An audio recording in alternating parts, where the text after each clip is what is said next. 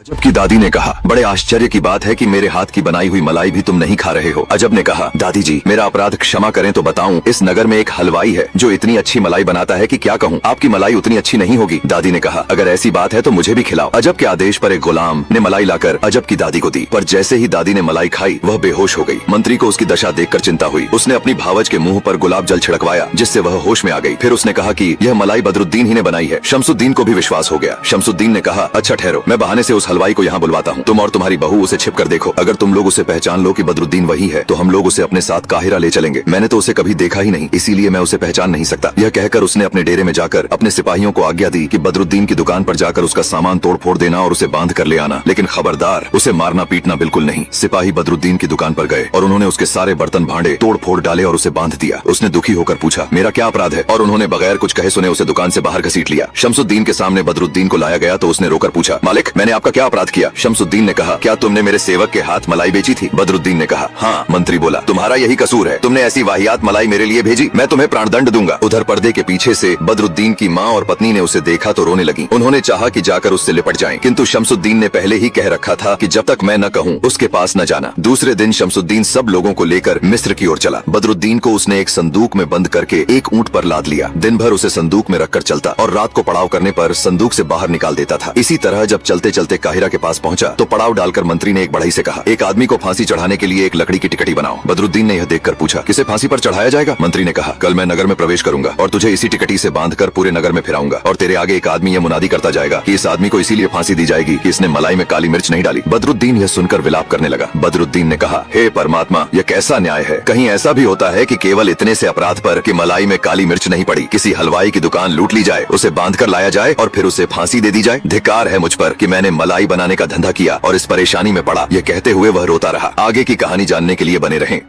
Video ভালো লাগলে ভিডিওতে একটা লাইক আর চ্যানেলকে সাবস্ক্রাইব করে দিও।